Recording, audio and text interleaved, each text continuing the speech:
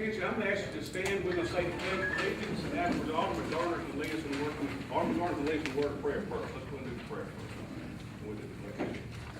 Most heavenly and gracious Father, I just want to come and ask you to lead us and guide us in this meeting, Father God. Father God, I ask that you guide us and make sure that we're doing everything decently in order for our townspeople. In your son and daughter name, I pray. Amen. Amen. Pledge allegiance to the flag of the United States of America and to the republic for which it stands, one nation, under God, indivisible, with liberty and justice for all.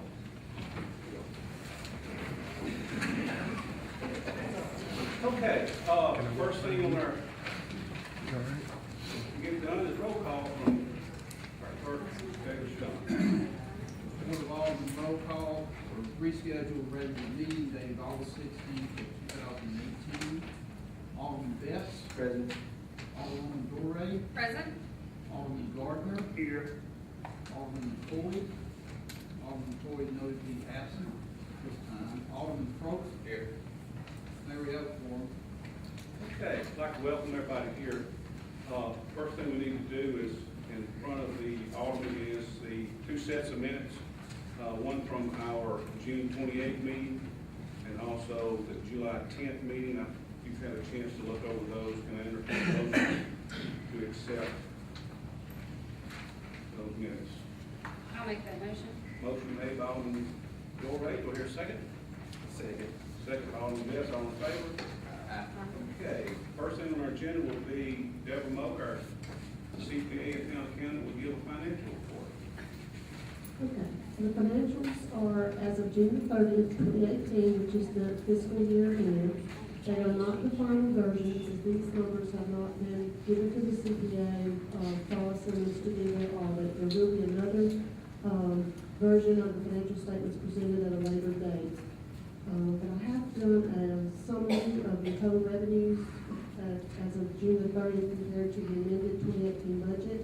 And we came in short. We were expecting $39,233,000. We came in at $35,730,000, which was an unfavorable balance of $3,502,000, which is primarily due to the sale of the Vidalia industrial facilities.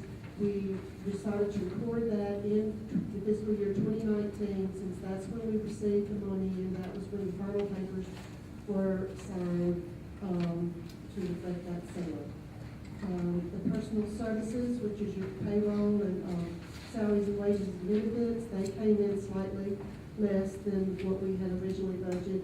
It also has a favorable balance of $296,000. This variance probably will change on the final version of the financials once we take the unused vacation leave that's been accrued already, and when people have retired, and reverse that out, the salaries and benefits should become lower than that. Materials and supplies are right on the $27,000 variance favorable. It's not a material difference. Other services and charges, they are a slightly unfavorable variance there of $282,000. That was various items. Mainly there was a safe drinking water fee that was removed from the original budget, and I failed to pick it up on the amended budget. And the coding errors that were corrected, and there was the hydro fund. I believe their cost of power was about $403,000 less than expected, or more than expected, sorry. Capital outlay came in with a variance of a favorable $139,000. That was due to the construction cost report was not as expected. It was a $67,000 variance, and also overall another $72,000 favorable variance within the general fund. And then the debt service, the payoff of the $2.5 million debt did not occur as projected. Since we didn't get the money from the sale of the property, we're not able to pay the debt. Total expenditures, there was all the reasons above, it came in favorable at $2.687 million. The change in debt position was an unfavorable variance of $814,000, primarily due because of the sale of the property, but in actuality, we really came out better than what we had done if the sale of the property and payoff of the debt had not been in the budget to begin with.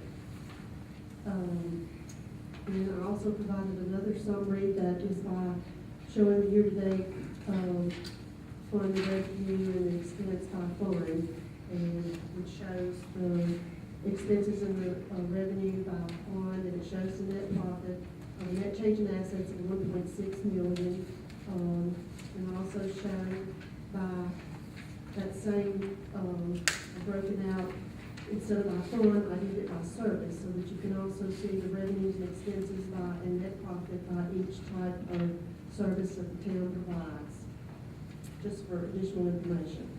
I also provided the balance sheet, which is as of June the 30th, 2018, and it shows the cash, total cash of 1.2 million, a reserve of 2.5, which is the hydro and the reserve of the USDA loan that we're required to maintain. We also show receivables of 3.6 million, utility receivable is 2.3 of that, and we also show a hydro royalty due of 3.9 million, which we received back in August of this year. We show total assets of 32.2 million, total liabilities of 8.7 for a fund balance of 23.5. And as I said earlier, the combined total income for the year was 1.6 million overall. And I also have provided, like usual, the statement of revenues, expenses, and changes in fund balance for the 12 months ending June the 30th, which shows the total revenues of 35 million, the total expenditures of 34, and the net change in position of the 1.69. And then I also have the budget to actual comparison, and also all the individual departments are itemized as I usually present to the board. That's it. Any questions from council for financial report? Okay, moving on to number 2, where we have occupational license. The first one that we have is the Bar Fitness Center, LLC, going to be located, looks like, at the old Double Play Academy building on, I see hands being raised, okay. Y'all here tonight? No, I'm just waving at my dad. Oh.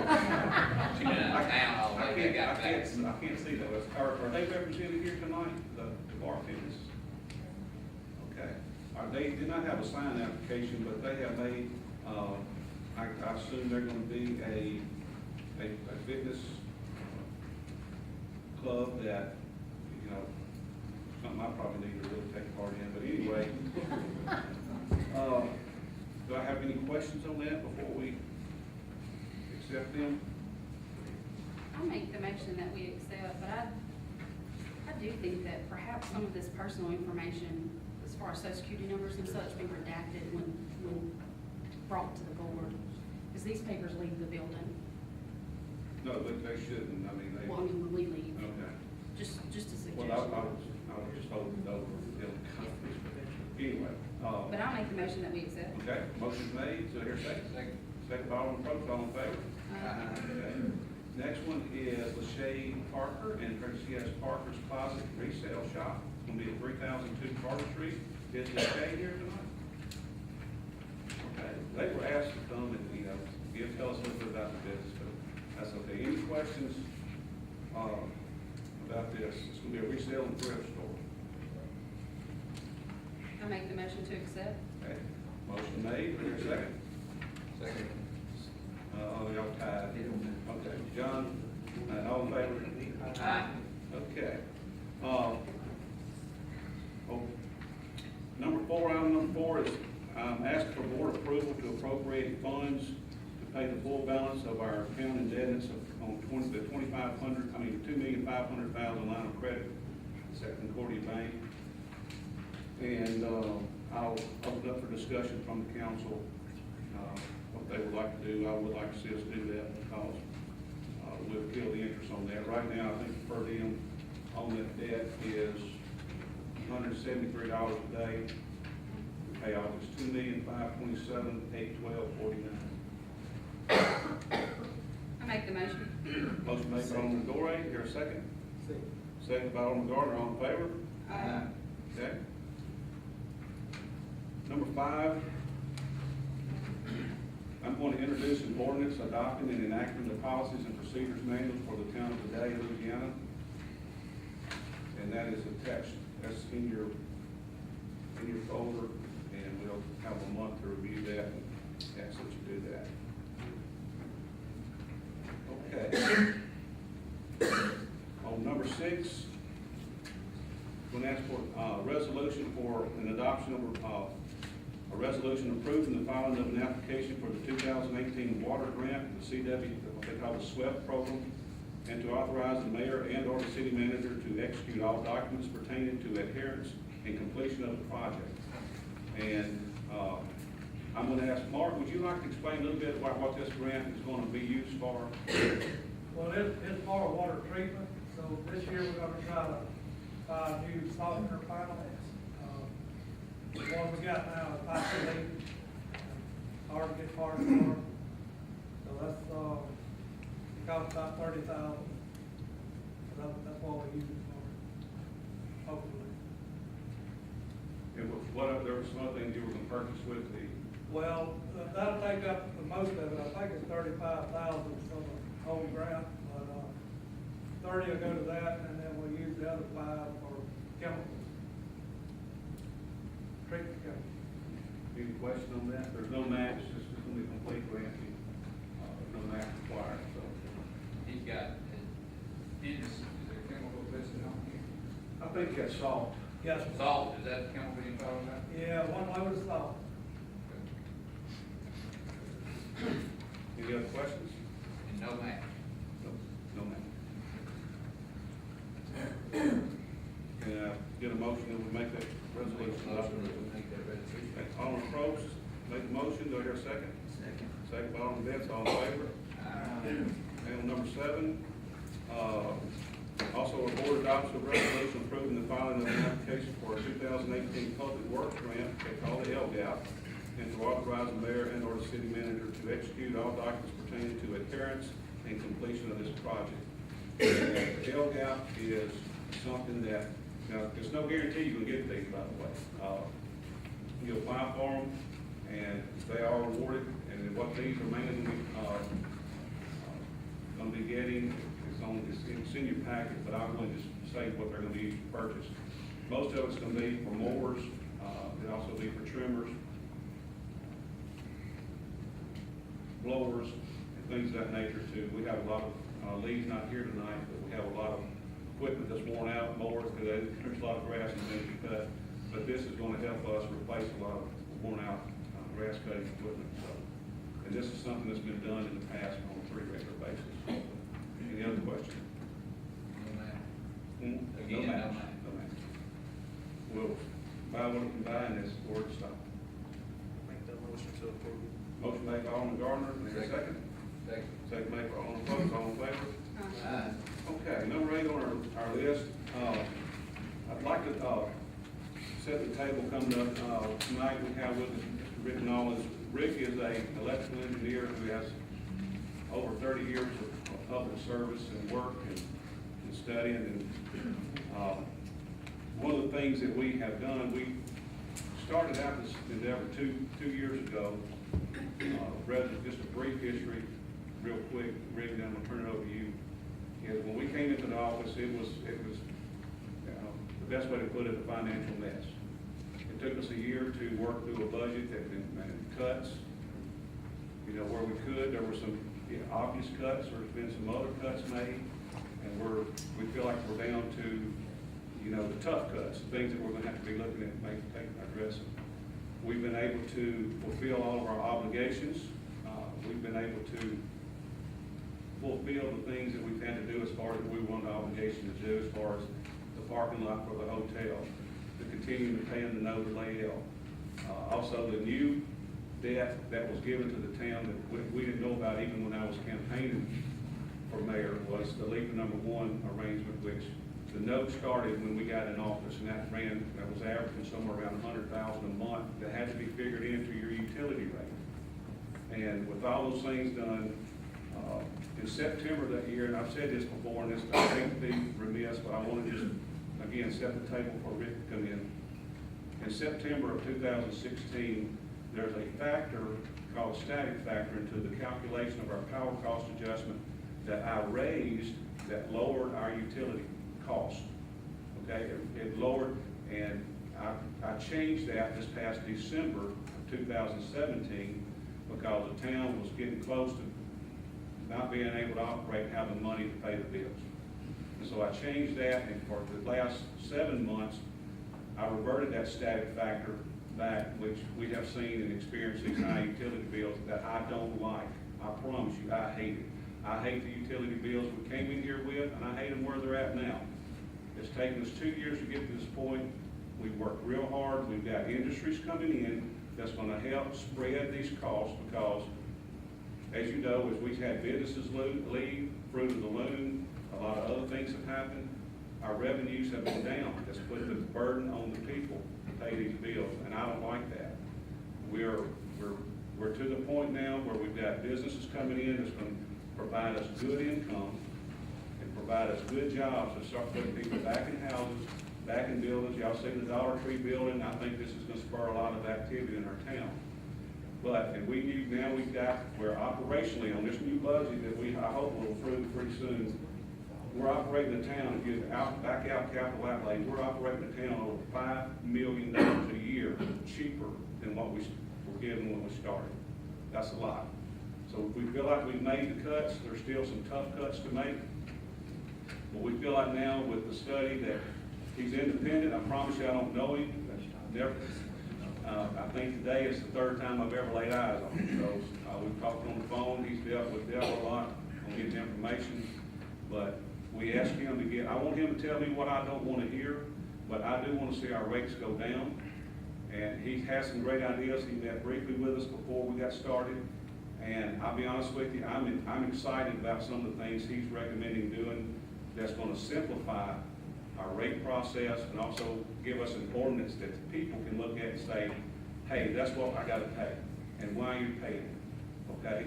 So Rick Nollins, if you'll come to the podium, he's going to be addressing the council and give his initial report, but if you would use that microphone, Rick, I would appreciate it, because I do want to make sure everybody hears you, because he is soft-spoken. Well, yeah, thank you very much, Mayor. Ladies and gentlemen, it's a pleasure to be here with you tonight. Before I get started, I'd like to introduce my associate, Jared Taylor. He looks young, but he has over 20 years' experience. Believe it or not, God is good to him. And Jared, this is a preliminary report, Mayor. We've been working with the mayor and his staff for about 3 months now. The report we have is, like I said, preliminary. It's a work in process. This is not something you do overnight. When the mayor contacted us, we came down to visit with him. He told us his problems. He told us about the efforts he had made to reduce costs, and that's always your first step. You know, if you have a financial problem, you say, where can I stop the bleeding? You've got to do that to stay solvent.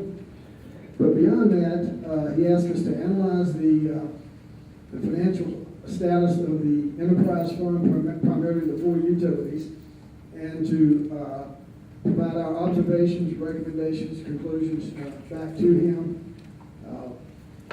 And I'd like to share some of those thoughts with you. And when I finish, if the council has some questions, if they're okay with it, I'll be happy to answer the questions.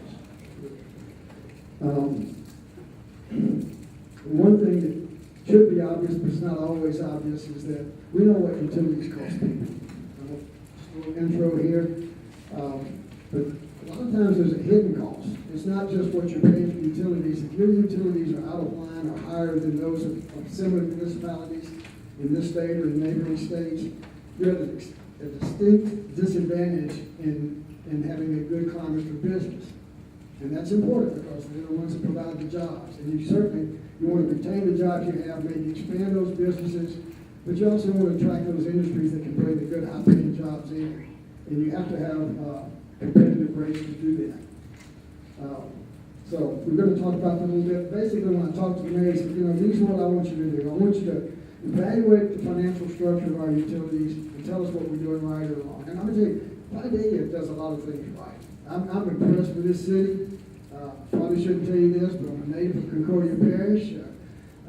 haven't lived here for some time, but it is definitely, I see the city on the move. That's a very good motto for the city. It has amenities and programs and facilities I don't see in any other city of this size anywhere I go. We work all over the state of East Texas. So, I want you to know that even when you have problems, you do have some things to be proud of. The mayor also asked us to recommend a system of rates, fees, and charges for the various utilities that would be appropriate for the services being provided and that would lower costs to the citizens and to the businesses. And then thirdly, he wanted us to, once we do that, to say how would this system of fees and charges impact the city as a whole. And those are the three things we'd like to focus on. So we met with the mayor, we met with Ms. Moak and key staff members, we collected as much data as we could about your utilities, your budgets. We downloaded the last 6 audit reports online, looked at those, developed an Excel spreadsheet program. Believe it or not, y'all are familiar with Excel. We developed a workbook that has 74 interactive spreadsheets, so we can analyze all your utilities. We can plug in numbers and, well, what if we charge this? What's the impact on the customer? What is the impact, bottom line, on the city? And that allows you to evaluate various alternatives as you go forward.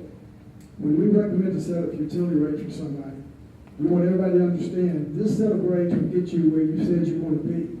But it's not necessarily the only set of rates that will get you where you want to be.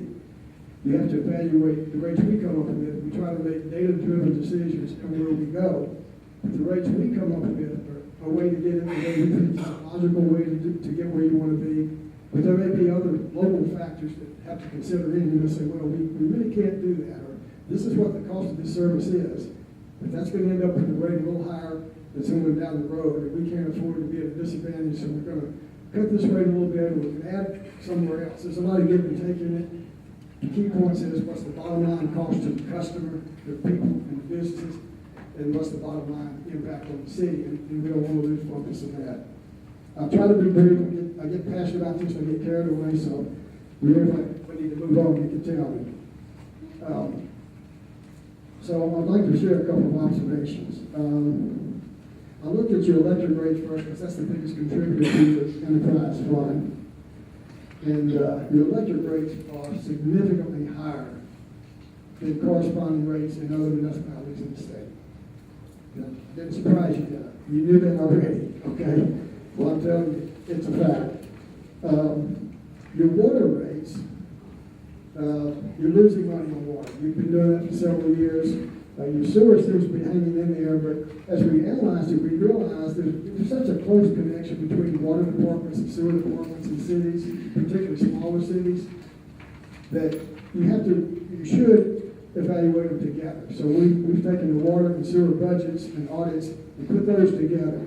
We have common materials. Sometimes you even have common, the employees are common to both departments. Employees in one department, the assistants, something in another department. So expenses, it can get to be an accounting nightmare to try to make sure that this piece of pipe went to the sewer department, or that piece of pipe went to the water department. So we look at them together, saying that they both should be considered, that both individually and as a group. The underlying factor is, and the philosophy is, every utility ought to have rates that cover the cost of the service. That you get in trouble when you load up on one utility and you sell, you charge extra, and then you undercut another one. It's not only bad operating practice, it distorts the people, not only the government, but the citizens, but the real, true cost of providing that service is.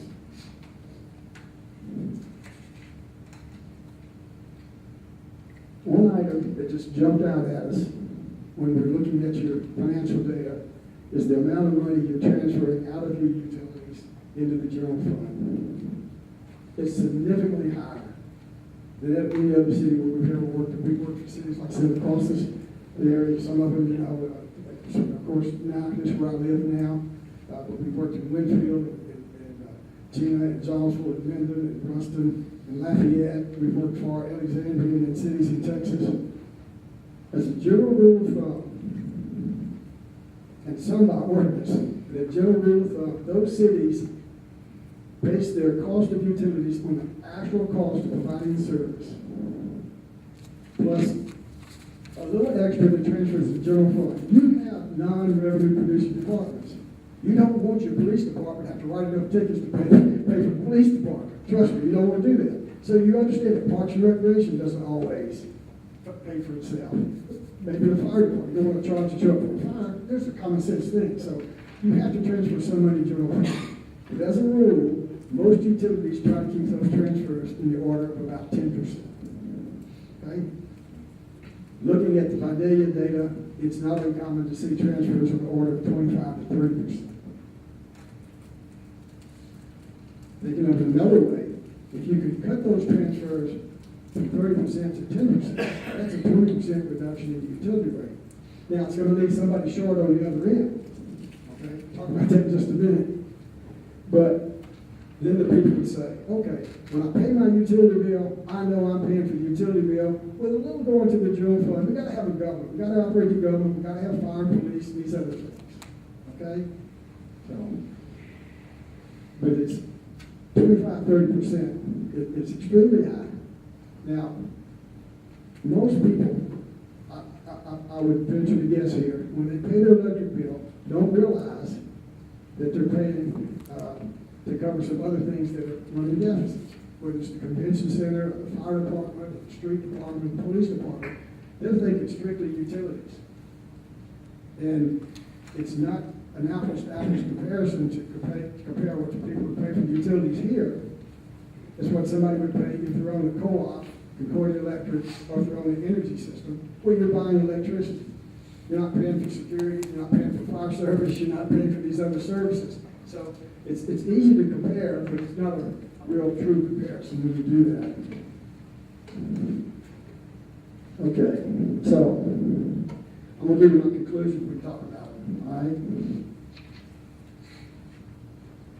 In order to achieve the cost reductions that the mayor said that he feels like is necessary, and I encourage that for you to be competitive in the open market, not only for what people are paying, but to have a business environment that will, a climate that will attract businesses, keep your jobs, expand your businesses, grow new businesses here. We need to reduce the overall cost of utilities in the city on the order of $800,000 to $1 million a year. Okay?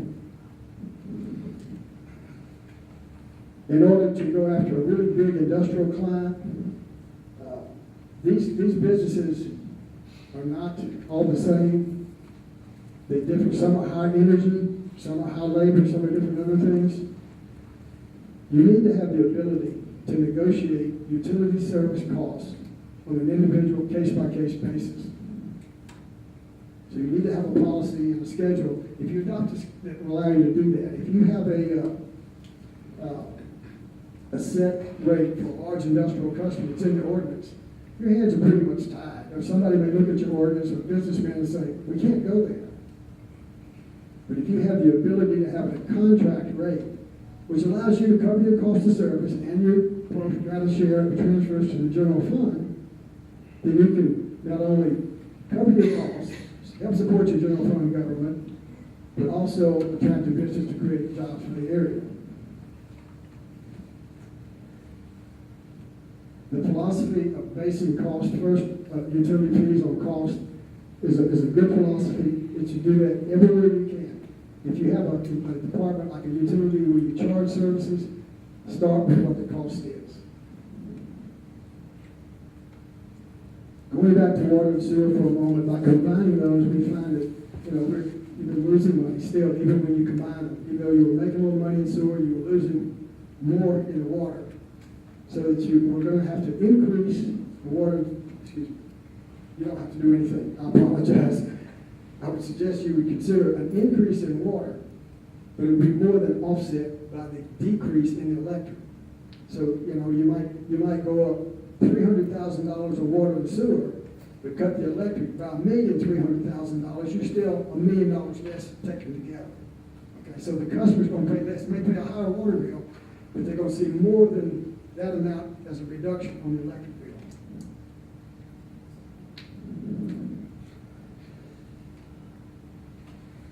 And then this is the tough one. All city departments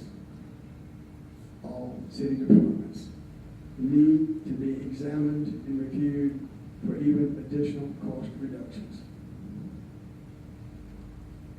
If you're gonna cut your revenue coming from the utilities to the general fund by $1 million, there's only 3 ways that I know of you can cover that.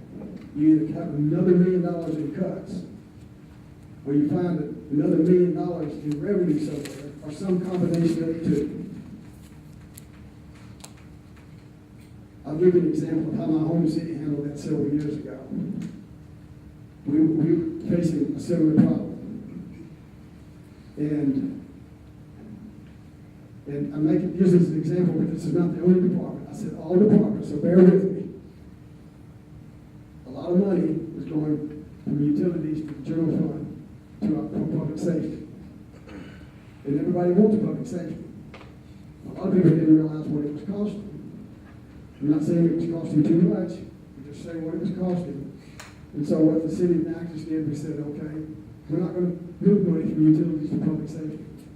We're going to propose a tax so that people can support public safety. It's reliable, it's there every year, it's not going to be dependent on what the cost of electricity is or what the cost to produce water is or treat wastewater. It's going to be steady, it's going to be reliable. The firemen and the policemen will know it's going to be there. And it passed overwhelmingly. We passed a property tax of 10 mills for fire department, and it can't be spent anywhere else. We passed a 1/2 cent sales tax for the police department.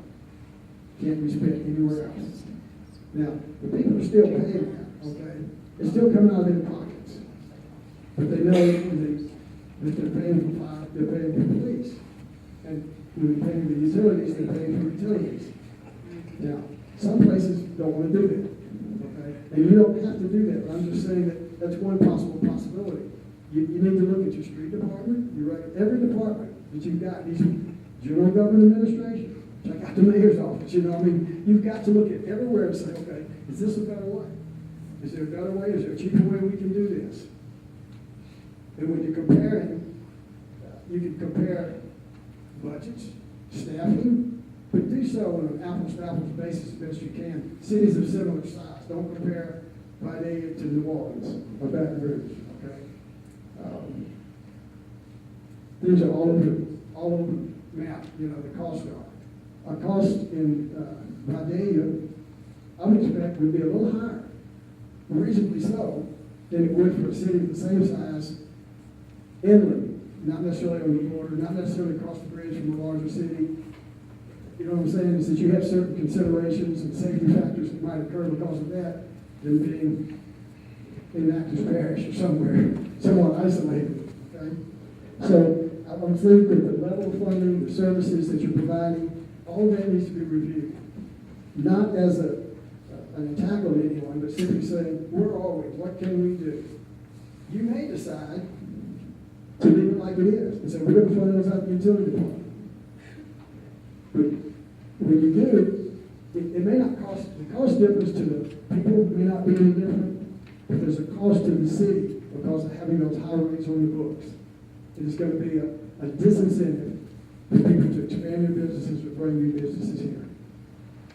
So, lastly, I would like to say the city needs a dramatically revised, amended, and approved utility rate ordinance. Your chapter 38, the information in there is really good, but your ordinance is silent on so many things. Your rate schedules are not even in the ordinance. Okay? Your fees for deposits, well, you may have some fees in there, but disconnects, reconnects, security lighting, things concerning sewer treatment, what you can put into, what you can discharge, whether it's in compliance with federal and state regulations, a lot of things for the protection of the city out there. Things on cogeneration. Somebody wants to cogenerate. How are you going to handle it? Who pays for the intertie cost? what obligations and liabilities are incurred. We notice these things because we've worked on these things for, he was very kind, said 30 years. I'm a child of the 40s, okay? So I've been in this business almost 40 years. And, but you need an ordinance. We have drafted an ordinance around your existing, not changing anything in the existing, but simply as a preliminary draft provided to the mayor to show the kind of things you could add. Now, there are some things in there you probably don't want X amount. That's not my job. I'm simply saying these are the things you might want to look at. But your ordinance now is probably 15 pages long, probably 15, and the draft we gave was about 50. Okay? I don't expect you to adopt an ordinance of 50. But it does include all the things I mentioned, all of the service charges, all of the fees, all of the rates, all of the service conditions. Who's liable for what? So if somebody wants to know, what's it going to cost me? It's right there in black and white. And it's there, and once it's adopted, it doesn't change unless you 5 people change it. Okay? So, all of your rates include, and you alluded to it earlier, the power cost adjustment. The current power cost adjustment formula used by the city of Vidalia will allow you to recover your actual power cost. But it's not the easiest formula in the world to understand. And so as part of your rate structure, we're recommending that the power cost adjustment should be simplified to simply cover the actual cost of power and energy coming into the city, and any costs associated with it, such as transmission costs or charges to the city, adjusted for the system losses. There are losses due to the EWR, and it runs around 7%. And then that's what appears on the customer's bill. That is the power cost adjustment. You don't have to put any other adjustments in there for utilities, any other, it is there. When you do that, what's going to happen is your actual power cost adjustment is going to go up. But at the same time, you take your base rates and you drop them. At least as much to compensate for it. So if your target is to get somebody, a customer to say, we're not going to pay 13 cents a kilowatt hour, we're going to charge 11 cents a kilowatt hour. To me, it's much better to be able to say, this is the cost of power to get it into the city of Vidalia. And this base rate doesn't include part of that. It is simply what it costs to hire them in, to buy the trucks, the transformers, the poles, the wire, your local costs. So when people look at their bill, this is how much money goes to the city, this is how much goes to the wholesale supplier, if you choose to break it out on your bill. Some people do, some don't. But it's so much, even if it's not broken out on the bill, someone can ask, here it is, you can figure it, very simple calculation. So, not only get it right, get it where it's transparent, so everybody can see what you're paying for. Everybody, will be a whole lot fewer questions to do that, if you do it that way. And again, start with the cost of service. That's what you got to do. You can't lose money on it and make it up on life. You've got to, you've got to charge. Unfortunately, this is a business.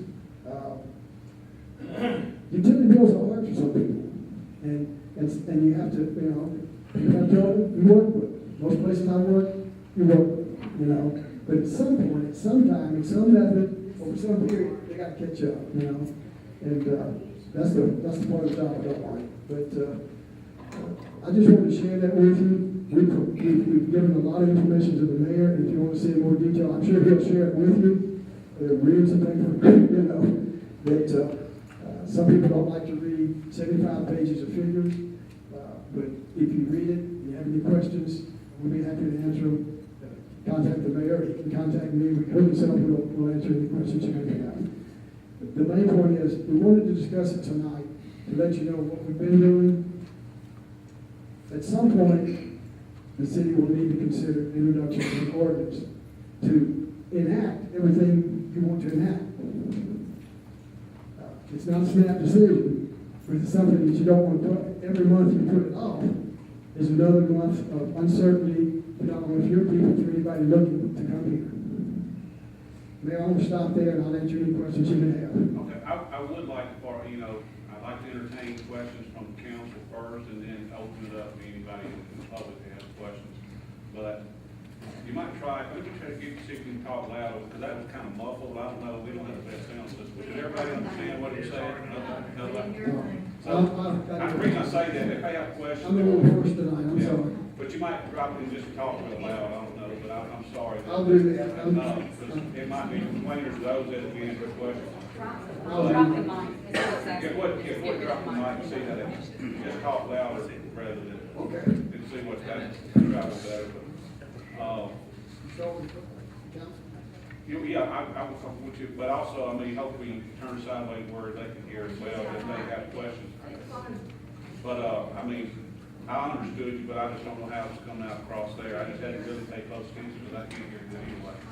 But, you know, I think one of the things that, you know, when you brought the information in this evening, you know, I'll make it available to anybody if they want, you know, whatever they want, we'll do it, or we'll email it to them and give them these things. This is the start. This is the start for us to get our rates right. One of the things that I like is his completely redoing this power cost adjustment and reducing our rates. I mean, he was talking about rates of 4 cents, 5 cents. The power cost adjustment would go up, but you would be hitting somewhere a target that would be competitive with, you know, other power providers. It'd be less than you're paying today. Pardon? The total would be less than you're paying today. Right. So, and that's what we want to do. We want to get this town rates down. I promise you, I don't like it. And I understand why we're paying them. I do. Don't make me like it, because I got to write them. My mother and father's got to write them. You've got to write them. And I'm not pleased with that. We've got more work to do, and we know that. We have known that. It's taken us these 2 years. We feel like we've reversed the trend on putting people back in, like I said earlier. And now we can finally address these rates. It's taken us 2 years to get to this point. I'm sorry it took 2 years. I think we've done an outstanding job of doing what we've done to get here. I can't help out what we had to start with. I can help how we finish. And that's what we're here to do today. That's why he's here. Why we got to this point to where now we can say, hey, this is where we're at. And we can get our rates down, and I think everybody in here is on board with that. I am. I know, and I want everybody to be involved as we go through this ordinance that you have. We're going to add to it to include even our fees that need to be in as far as our deposit amounts and things of that nature, reconnect fees, everything that we have that the city does will be a policy and ordinance, that anything changing that will require the 5 to do that. For August, I changed the static factor. I raised it back up so your utility bill will be lower. Because people were hurting, and I didn't like it, so I did it. I shouldn't have that problem. I don't want that problem. But it was necessary. There's no ordinance on the books, and that's why I think this is the start for us to work real hard to get this right. This is very important. And I just hope everybody work together. We'll keep an open mind as we try to get this thing to where it should be. And Rick, today we really enjoyed visiting with you, and talking with you, expertise on things. And let me say, I'm not an attorney, so anything I tell you about ordinances or recommend suggestions, they need to go by your attorney, okay? I've drafted a lot of ordinances for a lot of places, but I've always said, don't take my word for it. I can give you the technical data to go in the ordinance, but I'm not gonna put it in the right legalese. I may get close, if you can as long as I have, but, you know, so I'm not the attorney, but I've worked with a lot of attorneys on doing this in the past, and I don't know all the legal ins and outs, and I'm sure he's probably got a few questions about the engineering side of it, but working together, we'll get whatever you want us to get. So at this time, if all of you have questions of Rick? When will you be through? I think, good question. We're very close right now as to being able, you know, based on the feedback I got from the mayor this afternoon, we discussed some alternatives such as the power cost adjustment, the simplification. Those are the kind of things that I think that we'll pretty well be wrapped up by your September meeting. Okay. You said that we need to be able to compete in the open market. What, in your opinion, is the average cost per kilowatt hour to be competitive in the open market? It varies by rate classification. Most of your residential customers, utilities around, the total rate, base rates, power cost adjustments, all in, you're looking somewhere in the 10 to 11 cents a kilowatt hour, and you're significantly higher than that. One thing that you need to do, you had under the old system, you're gonna need under the new system, is you have to have, in my opinion, a power cost adjustment. Because you can't control precisely the cost of power coming in. You have contracts and you have other things, the LEPA contract, which is very good, but I spoke with the director this today. But there are some month-to-month fluctuations, and so, and some year-to-year. And so you have to be able to pass along those fluctuations. You can't always absorb them. Sometimes it goes down, sometimes, which is good, but if it goes up, it can really impact your cash flow if you can't absorb them. And that's the whole reason for the power cost adjustment. You're not old enough to remember, but in 1973-4, we had an energy crisis in this country. And that's when fuel prices went crazy, had the oil embargoes and that sort of thing. And that's when utilities started adding what they call the fuel adjustment then. And then it developed into the power cost adjustment. And over the last 40-something years, it's been refined and evolved to what it is today. Are you basing any of the recommendations on what are you, well, let me back up. Are you recommending rates in your? Yes, specific rates, yes. Okay. Yeah, and I have a set of preliminary rates. Again, they're gonna need to be fine-tuned. We just talked about residential. Then the commercial, small commercial are very close to the residential because the consumption levels may be a little higher, but you know, if a house is using 1,100 kilowatt hours a month, some of the small businesses, they may be using 3,000, 4,000, 5,000, but they're not using 100,000. There's a whole different rate class. As you get up to these other rate classes, you're not gonna be able to compete in the large industry at 11 cents a kilowatt hour. It's not gonna happen. But you're selling so many kilowatt hours, you don't have to make it, as long as you're making your cost plus enough to cover whatever you think is the right transfer to the general fund. That's it. You know, and you know, it's more profitable to sell 1 million kilowatt hours through 1 meter than to sell 1 million kilowatt hours through 1,000 meters or 500 meters. Okay, it just, there are some economies of scale. So you need to bring those costs down to compete. You may not make as much a margin on the industrial customers, but if they're hiring 200 people and paying them $60,000 a year, it benefits the whole community. Okay? So what you chart, we said, again, to be competitive, it depends on the rate class and the particular economy you're in. There's no, the answer for Vidalia may not work for Natchez or Winfield or Jonesboro or somebody else. Question, budget-wise, comparing us budget-wise, you know what our budget is? Yes, sir. What's our budget compared to the average city of our size? I'd say it's higher. How much? Average? Well, it's not as high as it was. I didn't ask you a question, how much? I don't know the exact number. Oh, I could, it's, I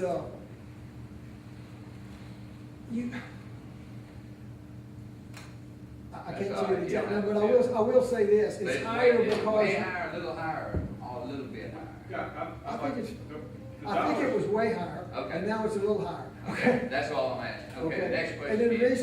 the reason is, you've got, like I said, you've got some programs, facilities, a lot of cities this size don't have. Right. That costs money. That's right. Okay, so you're getting something for your money, but you gotta decide what your priorities are and what you can afford. That's right, who's important? Now, the next question is, you harped on services. It costs to have what we have, yes, but do we need as much as we got to provide the services?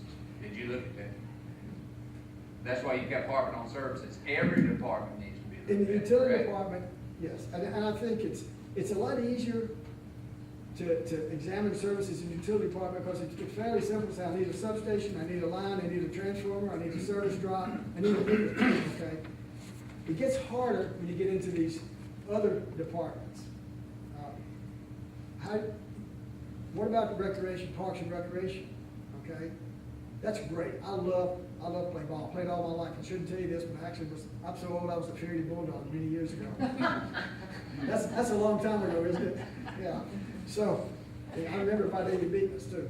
Anyway, other departments, whether it's streets, drainage, what can you live with, what can you afford, fire department, police department, everything across the board. I don't think you should target anybody, I don't think you should leave anybody out. But it's what people's priorities are, what they're willing to pay. If, the point I was making about the transfers is that I don't think people understand what they're paying for certain services because it's all lumped together in the utility bill. And so you have a more informed decision if it's broken out. And you can see what it is. You may make the same decision, but it's a more informed decision. I do want to put that far as dollar number, I just want to clarify something. You talking about the overall total? Yeah. I mean, as far as like 30-something million, I mean, or are you just talking about just by We're department? just talking about overall budget, but, I mean, you don't have to explain all, I know exactly what you're gonna say, but I don't need all that. I just had. Well, one thing So you don't I have should to point explain out is, it. I know your budget, you have something that no other city has, and that is, you have a hydro plant, Yeah, I know. which adds millions of dollars in there, so that's the reason I understand that. it's Yeah. hard to give a Well, 5-second answer to it. But there's still, what is our population of employees compared to other cities? You did look at that. I did. What's our population? of Well, what employees compared to I other cities? looked, the largest department by budget, other than utility enterprise fund and the hydro fund, is your public safety. And, I think you have 35 or so policemen, and I don't know, I forgot the number of firemen. I know, there are some cities that have, I look at it on a per capita basis, and on, I know, most of the cities in your population range, give or take 500 people, their cost for fire or for police or whatever, individually, runs in the neighborhood of $200-300 a person a year. And in Vidalia, it was, I think, 800, 900, something, over 1,000. Yeah. But we also have But a you have- fire rate, which is no comparison to many of those cities too. Well, that's what I'm saying, you Correct? have to look at it in context, look at your fire rating. Some cities, Which is I'm saving most familiar people with my money, own. basically saving money. yeah, sometimes your policeman may be providing services at no charge to anybody, that, other people charge for. I know, I should admit, I happen to be the parish president in Natchitoches Parish, it's kind of like the mayor, okay? And I'm in charge of the Head Start program for Natchitoches and DeSoto parishes. I like to have policemen there. You have 3- and 4-year-olds running around. You want somebody out front of those schools in the morning and in the afternoon. Parish government pays for the policemen. You may provide those services at no charge to people. That's a small thing, but that's just one of the type examples. Right. And I love our first responders, our firemen, policemen, so please don't leave here tonight thinking I'm after anybody. I'm just saying that you have to evaluate everything. Well, we've had that brought up in a meeting before, they want public safety here. Well, that's fine. And as I mentioned earlier, when the people were told, if you want this level of public safety, now, we had a little hiccup recently. Our fire rating went from a 2 to a 3, but we're gonna get it back down. But if you want public safety, you gotta pass this tax, and it passed overwhelmingly. So the people said, yeah, I'll pay for it. Absolutely. Absolutely. Was not even close. One of your principal observations is that we have amenities. And a town our size, giving little special things to the citizens will probably be one of the first things that somebody will say, let's not do this anymore. What did you notice as being a little over the top as far as service? Well, I'll mention one, and also say that some steps have been taken to rectify that, and that was your convention center. A couple of years ago, that thing was a big drain. Now you've gotten the deficit down, I may understand less than 240,000 a year, or something like that. If you calculate back in the tax that you can get off the riverfront, yes. Yeah, if you add that back in. I know, convention centers, I don't know any that make money in smaller cities. the one in Natchitoches, we were losing money, $300,000 a year on hours, and it was pretty active. Fortunately, we entered a deal with a hotel developer. He built a hotel across the street, and he took over the convention center. So that's how we got out of that one. But that was one area, sir, that, this is hard. Cuts are hard, It really is. But then you say, okay, if I'm gonna pay for this service, and if I'm gonna pay for it through my utilities, I'm gonna put pressure on people trying to pay the utility bills. My reason for asking that as an amenity doesn't directly impact everyday life for the citizens. And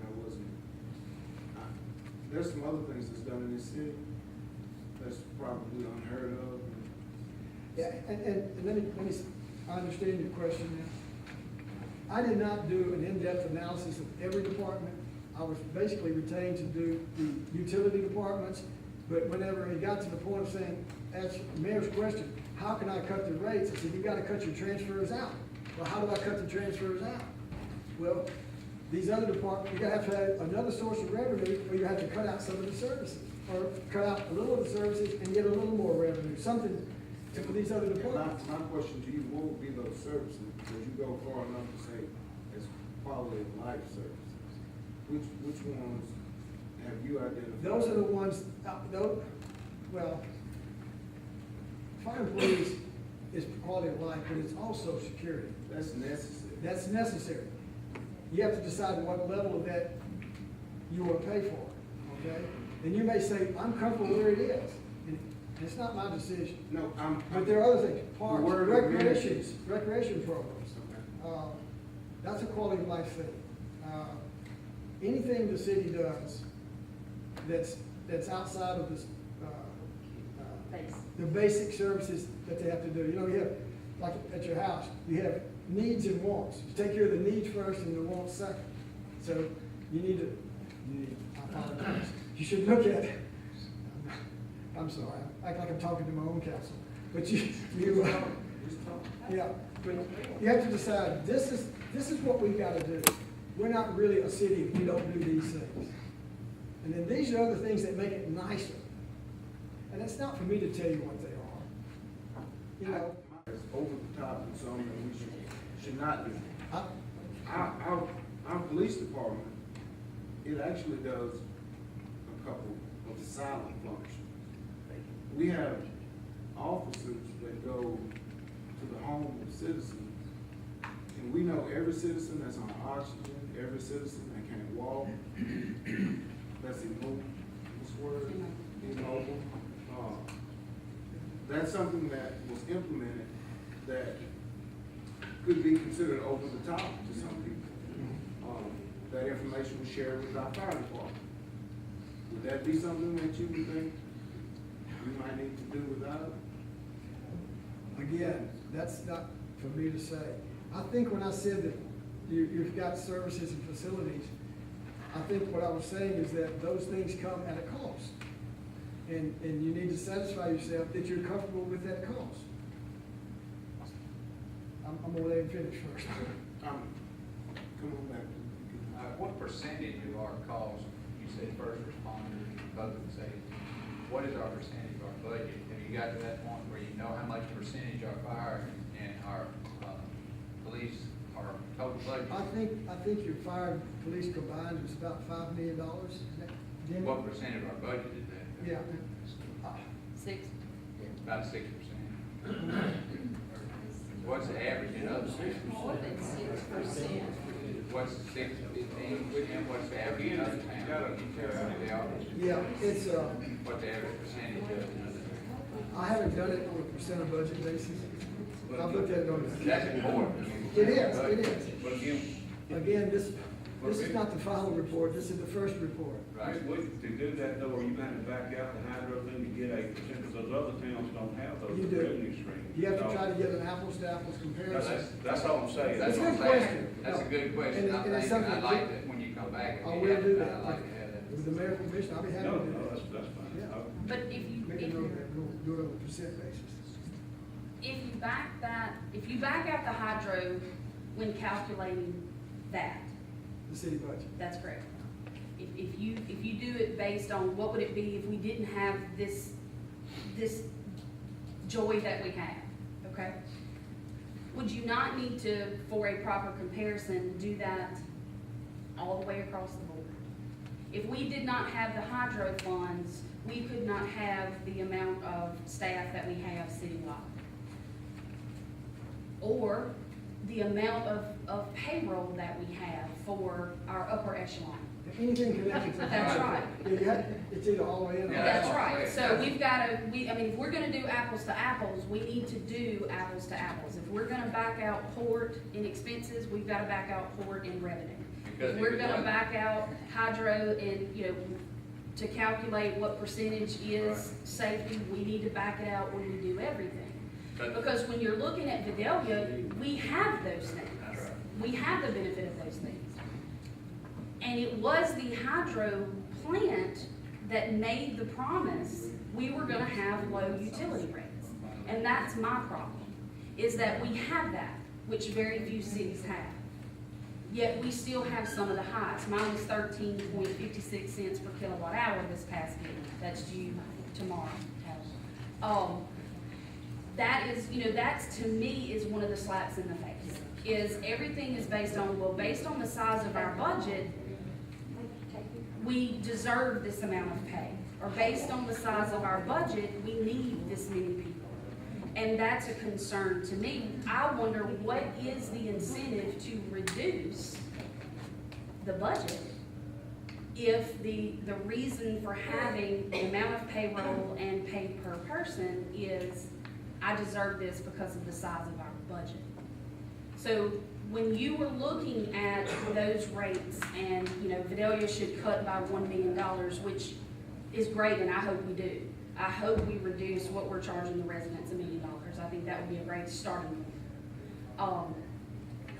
Are you considering, based on the budget as it is, or if I said to you, what if our budget was, all in with everything included, none of this backing in and out and making it kind of what we want, all in, if it was 27 million, could you tell me what our electric rate should be?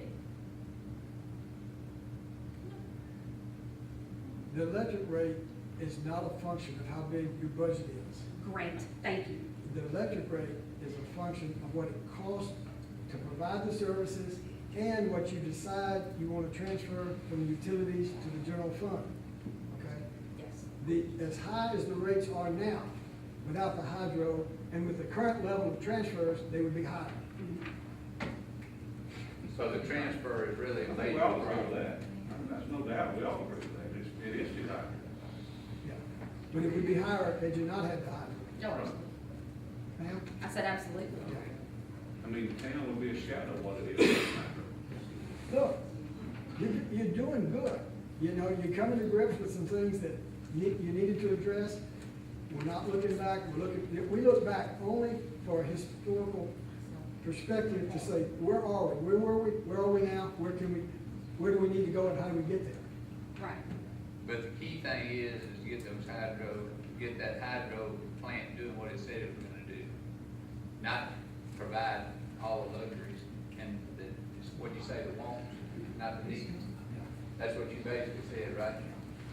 That's what it's supposed to be, to give us lower utility rates. And it hadn't happened. You are paying for things out of your utility funds that are not traditionally covered by utility funds to the level that you're paying. Every city, 7, 8, 9, 11%.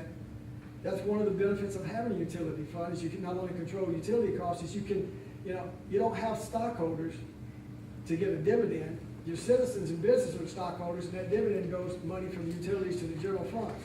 And that's why, that's another advantage of having a utility fund. The people are the stockholders of that utility. One of the things that has always kind of been said is if the rate, because I had attempted to propose an ordinance to set the utility rates for residential at a flat 9 cents per kilowatt hour, taking away the power cost adjustment. That was me that has attempted to do that. It has not yet been allowed on the agenda. reasons have not been given. The reason that I wanted to do that was so that we could stop that, exactly what you talked about, how the power cost adjustment has so much I don't want to allude to fraud. It has so much calculated within it. That has always been done. It's not a new mechanism of this administration. It's not something that, that started in 2016. It's all, the formula's been the same. But that huge variance and that power to vary, just like, the mayor said, he didn't want that power to be able to go in and change that static factor. He said himself, he doesn't want that, doesn't Told need me the it. same thing. Absolutely. When I said that was something that I wanted to do, it was said that would cost the town $1.5 to $2 million. If we went to that, that was just that was the calculation that the mayor said in the meeting. So that's why I said that reduction of $1 million in the electric rate per year is a great starting point, because that gets us right about to that point. I'm wondering though, one of the things that has always been said, if we do that, we're gonna lose our services. We're not gonna have backdoor pickup on our garbage. We're not gonna have this, you're not gonna have that. We can't pick up 3 days a week, so on and so forth. What other areas, and I know you said the convention center, I understand that, but what other areas can be looked to for that reduction other than taking something away from the citizens themselves? Because we have the rare opportunity to help 100% of our residents, and we're not taking it. Is there, Alderman, It's okay, it's all right. okay, sorry. Yeah, as I said earlier, every function of government every function of government should be looked at. We shouldn't exempt anybody, okay?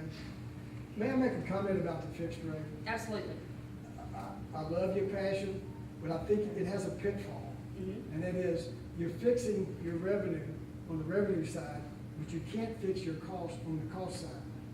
That's right. You have relatively stable costs, but they're gonna fluctuate. Mm-hmm. And so if you have a fixed cost on the revenue side, the billing side, you run the risk that you're not, in fact, we know at 9 cents, you're not gonna be able to break even.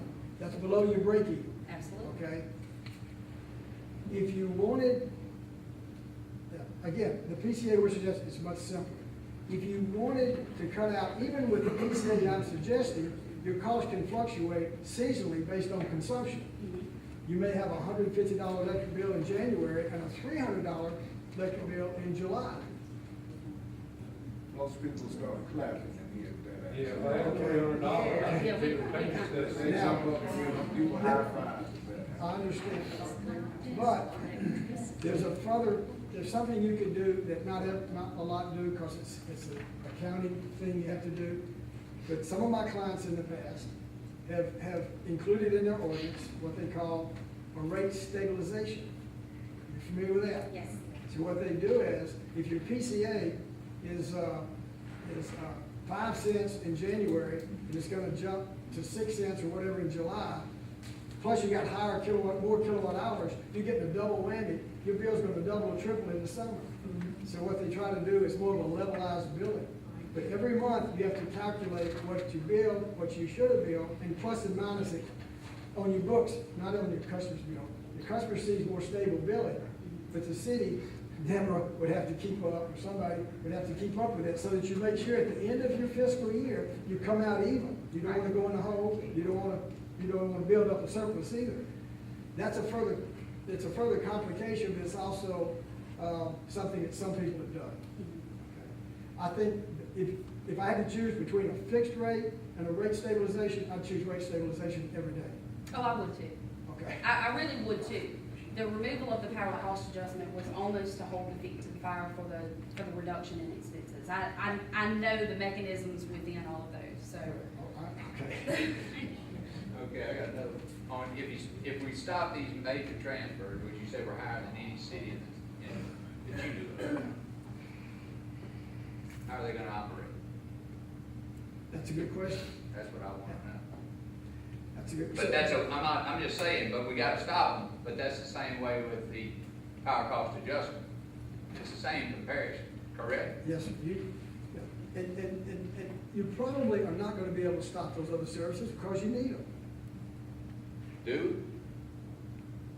You're gonna need, you're gonna do without your fireman? your I didn't say policeman? that. No, are you, you know, But I'm not, what I'm suggesting is, again, let me repeat, every Certain department, look at it, where, you know, it may not sound like much, but if you can save $100,000 in this department and $100,000 in that one, you know, if they've got a $5 million budget, or somebody's got a $2 million budget, you know, say, okay, guys, somehow we gotta, this year we're gonna trim 3%, and next year we're gonna trim another 3%, and we're gonna do something, you know, or we're gonna have to find other revenues, or we're gonna continue to have higher utility bills to cover it. And that's a local decision, that's not a decision I make. I'm just trying, I wanna give you the then we as information. aldermen don't have the opportunity to determine what they do on a day-to-day basis because we handle the budget.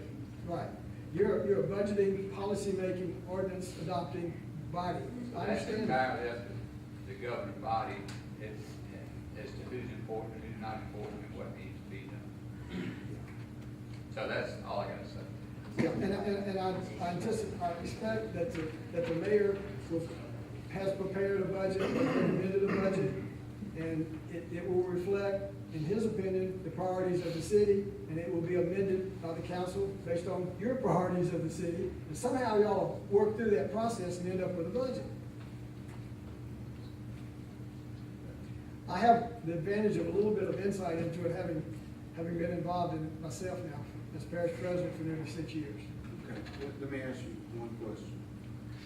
As far as fire and safety, let's go straight to the police department. You identified 35 officers? You said that? I've been told there's some 30-something officers. Okay. 35, 38. It's 35. Yeah. And that's everybody, that's including dispatcher and. Yeah. Is that triad officers and That's school resource everybody officers? that is paid out of police Not department. reserved, not reserved. And we have 24 firefighters, counting our secretary. And you keep in mind, they work multiple shifts, 24/7, you know. It's not an easy thing. What's a good formula? Because right now, we got one officer per 100 people, citizens. We got one officer. Is I don't that- have the count for other cities your size. I only know my own city. We have roughly 19,000 people, and we have, I think we have 72 police officers and 12 reserve officers, 84 total, for 19,000 plus university. We got about 4,000 people. University has its own. I understand they have a campus security, Yeah. but, I'm a little familiar with NAC. Yeah. I know that they have their own. right. And then NAC is, But the people in the university don't stay on the campus.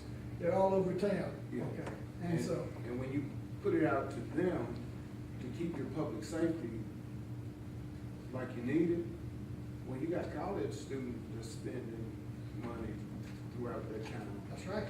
Which makes that a whole lot easier sell than it would be to a small town like us. What was their budget? What's Nathan's budget for police? Fire police, I think it's comparable to yours. Yeah, it's comparable. But again, it's 19,000 people. I'm not, And he don't in turn- let he in anybody turn- leave here thinking I'm knocking the fire Police police. chief in turn has made cuts I'll get a also. ticket before I even get to the city. Well, they're waiting. You did not do that. No, the only reason I'm asking this question is because everything else in this study, if the citizens aren't safe, none of this matters. If something is happening where we can't act,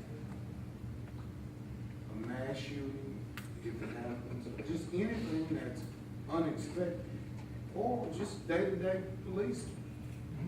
If the citizens aren't safe, the rest of this really isn't that important. I agree with that. So that's, I don't think you're trying to kill the kill the police department, I don't think that. Not at all. I'm just, I don't think nobody said that. I think what my message is that if you're gonna have that level on McCoy, is it comes at a cost. So you're gonna have to pay for it one way or another. Yeah. I'm clear on that, but this guy, he's a professional. I agree. And he knows, he's talked about cities our size and what's comfortable to us. And somewhere along the way, you ran into a formula on how many police officers there should be to take care of this many people. How many should be available? Can you get that for me? He has that knowledge. No, I can get the data. I've looked at their budgets and their population. I've done it on a per capita comparison. I haven't done it on the number of officers or number of firemen. That's something we could get, towns are fairly free to provide that information. It's public information. And we can do that. That's not a big deal. We're just now, up until a few days ago, we were focused inward on utilities, and then I think it was about less than 2 weeks ago, we were over here to discuss some things, and then the mayor said, let's look beyond here. If we make this $1 million cut, what's the impact of the rest of the city? I said, well, you either gotta make it up somewhere else or cut costs somewhere else, or some combination. And on the way. And see, with that information, we can be surgical about where we need this. And you might have to cut a little bit everywhere, but not all at one place. Or you might say, okay, we're gonna make a little cut, we're gonna ask the people, we're gonna ask for 5 bills for our firemen, and we're gonna do something. And like I said, that's an easy sell. Should be. Are you suggesting increases? I know you said water and sewage. Are you suggesting increases in gas and ad valorem as well? Not on gas. The ad valorem would come down to, if you decide we're gonna maintain our current level of services in all departments, and we're gonna cut the electric, then you've got to have a tax of some sort. And you can say, and it's easy, once you know the number of the dollars you need, it's easy to come back and say, well, here's the assessed valuation, here's, to get that, you need an ad valorem tax at this level. You may not have any room under the cap for sales tax. Most cities are getting pretty close, so you'd have to look at it that way. I know, we have some initiatives that may be on the ballot this fall for our parish highway department. I think we're gonna have a ad valorem tax because we get very little money for the roads. There's a lesser chance of getting a sales tax passed. Probably not a chance either one of them's gonna pass, but the people have a choice. If you want these roads paved, you're gonna have to pay for them right now. They're not doing that. And it's a tough call. I figure that, my job as parish president, I present the program to the council. They either put it on the ballot or they don't. But at least I give them the information. Without it, this is where we are. With it, this is where we'll be. Joe, do you have a question? Yeah, I think, if we're talking about public safety and police and fire, I just wanna say, we're only spending 6% of the total budget of Vidalia on public safety. 3% million, 3% million, which is $2.5 million for me, $2.5 million, and that's out of a $38 million budget. So 6% is only going towards public safety. I think we need to be looking at other areas as well. Yeah, and I think it's a fair comment, if I may comment on that. Like I said, we haven't been looking in depth at any of these other departments except just for the last few days. And when I open your budget, I'll jump out and say, well, what's the next one where there's the most money? I'm not saying there shouldn't be there, I'm just saying that's the next one there. But I would not make a decision on any of them until I looked at all of them. Could I make a comment? Sure. Okay, I made a 6-month study of my utility bill, okay?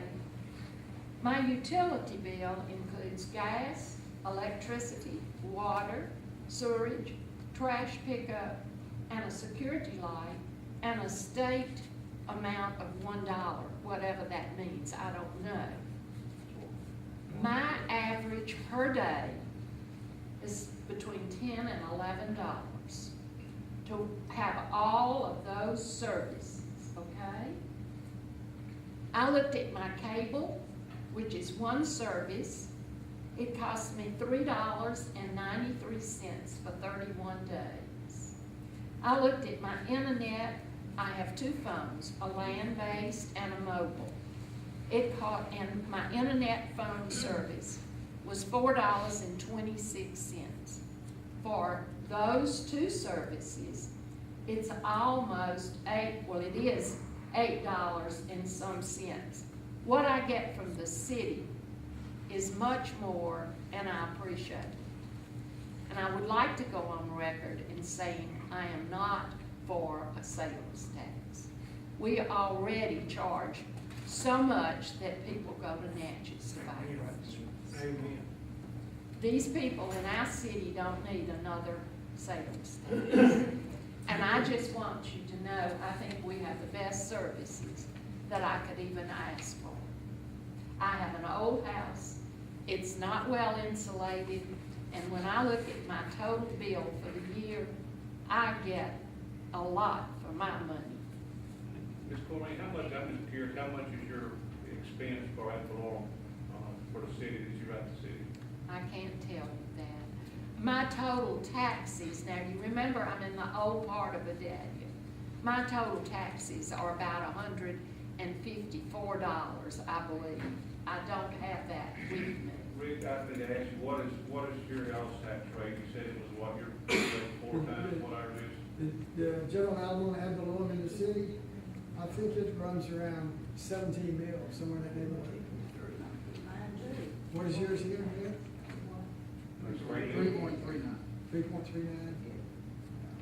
Oh, that's considerable. Again, you gotta be careful making comparisons, but yeah, mills are mills. I mean, property tax doesn't come up on a month-to-month basis, and I'm sure, Ms. Corrine, you are very, very satisfied, but you knew a lady who wouldn't turn on her air conditioning because it was too expensive. Yes, I She did. became very, very ill Yes. as a result. Those are the people that we need to be talking about, are the people who are having to make these life or death decisions because our rates are 13 cents per kilowatt hour. Our But services we're are talking great. about electricity, and what I'm trying to say is, they're getting all these services in a one bill, utility bill. Absolutely, and our services are great, and but our services are not great because of the amount of money that we charge the citizens. Our services are great because of the quality of the employees that work in this town. Right. That's why.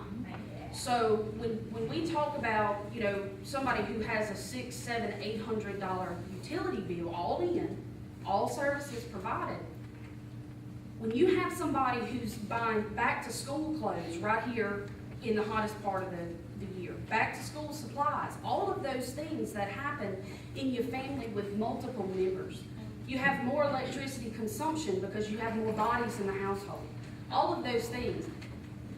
I don't have a hard time affording my electric bill either because I'm blessed that way. I'm not bragging, I'm blessed.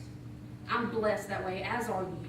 But there are people in this town who are suffering. And those are the people that we're tasked with speaking for, are the people who have to make those decisions or who are getting cut off and having to go stay somewhere else and pay even more money in a hotel because they can't not have electricity for their children, their young children.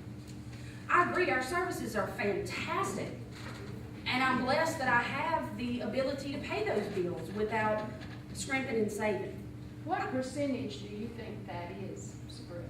Percentage of our town? Of people that have that problem? A lot. I believe it is a large percentage. Of people.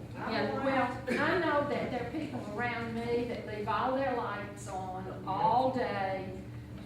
The doors are open and not closed. Somebody will leave it open and come on in the house. In my area, I see that. And I know there are ways to conserve.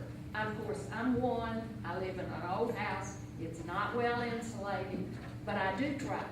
I agree that there are ways to conserve, but Ms. Corrine, I also believe that there are ways to conserve that start with inside our budget. And that's where we need to be looking to first, and not pointing the finger in the crowd and saying, y'all need to conserve. That starts at home.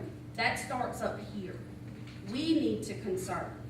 so Yeah. that we can help everybody else afford to live here.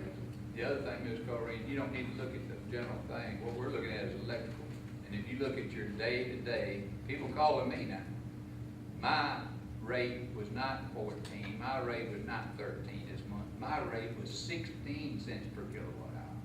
My rate was 18. Well, doesn't that go by consumption? I don't know. Doesn't matter what it goes by, but still, that's what the rate is, One of and the- that's what they have to look at. One of the things that Rick is proposing is, like, for example, if you'll look at those rates that haven't been changed since 2011, the rate itself, what's changed is the power cost adjustment. Those tiers start at 16 cents, and that's for your first 100, and then your next 200 is a certain rate. That's high, and what was your electricity? How much did you pay electricity? 14.3 cents. I know, but how much was your dollar amount you paid? I don't even look at that. Okay, It doesn't but matter. It doesn't matter what it, I'm looking at the per kilowatt per hour. But it That's what does. it amounts to. It What does. at that time, the number you, Okay, let me just explain. I'll complete you through, and I want to explain. I'm done. Okay. If I you, told you I was done a while ago. I'm ready to go. all right, all I'm saying is, y'all, our rate for tier to where it starts at 16 cents, and if you don't use very many kilowatts, your rate could average out to be that high, but your dollar amount is probably very low, so it does matter. But Rick is proposing something that I'm completely for. Your first tier is gonna be around maybe 7 or 8, 9 cents. Seven It's or gonna less. go down as far as 3 or 4 To cents. help the low consumer, the low-level consumer even more, It's and going- have a higher percentage reduction. I'm great for that, y'all. Look, I want to see our rates down. I don't want to see nobody cut off. However, look, it hurts me to think that people are being cut off. But we also have an obligation as a town that if people get so far behind, you have to at some point do your job. And I'm sorry about that. And I'm gonna say this, we also have to do your job whenever you say you look at all the services, and consider what you gotta do to get us where we need to be. Because the only way we can achieve that is what you said, by getting what? Our services, our people in each department where we really need to be. Is that what you said? Yeah, well, we need to look at every department. Every It department. may be staffing, it may be not staffing, it may be something else you're doing within the department. I haven't made a That's what we, department by that's all department we analysis. look at, because that's where you're gonna gain your funds, right? Yeah. Correct. Yeah, hopefully you can do that without having increased taxes on it. That's right. Mayor, my question next is for you. When do you anticipate implementing this reduction? When is it in your plan to? I just reduced it for August. I raised the static factor, which lowers the rate, which is going to put over a cent, almost 1.7 1.6 cents. cents. 1.6, Reduction. 1.7 cents immediately. Okay. Let me be a little more specific. When do you plan to allow for the ordinance to set these rates to be placed on the agenda so that we can simplify the power cost adjustment, break it out for the citizens to show, here's what your electric costs, here's what your services cost? When do you plan to put that into effect? Rick said hopefully by the September meeting, we might can do that. Yeah, that's our goal, to try to get it ready so it can be introduced. Now, you still gotta let it lay over, have a public hearing, I would Right. assume. So then you're looking at the earliest, it would be October. But, this is something that might take more than 1 hour to go through all the aspects of it. When we were looking at the budget, and I had the fire department, and the one that I worked with, Johnny, I sat down with him and I said, without touching personnel, my goal was for him to reduce his budget by 10%. It wasn't easy, and we didn't get 10, but we got about 8.5. Wow. Okay, now, if every department takes the same initiative, because I don't want to see anybody lose their job. Everybody that we've got is valuable to our city. Just last week, in my neighborhood, they spent from 3 o'clock in the afternoon till 1 a.m. in the morning getting my lights back on. I appreciate that, but every department will take that same initiative and try to to cut, you know, whatever they can cut, and cuts are always hard. But I think we can make a difference, which will allow us to reduce that transfer out. Mr. Betts, I agree with you, you know, you, in the process, not only has to involve you, it has to involve the department heads. Because they're gonna have to live with the outcome of whatever you do, they and their employees. And so, yeah, absolutely, I think the more input you get, the better decisions you're gonna make. Well, based on what Mr. Best just said, if you got the fire department and they have cut it to 8, okay, that's not getting a special uniform, that's not getting a new vehicle, that's easy. But when you go to a department that they don't have assets like that, City Hall, for example, you got people in City Hall, I mean, you can't not, there's nothing there for you to cut other than the person, or the salary attached to the person. So, you know, we're gonna look into every department, which is your suggestion. What would you do when you're talking just people and the services that they offer? Again, it goes back to your question, is it worth it to you? Somebody's gonna have to make a decision, is it worth having a X amount of dollar employee?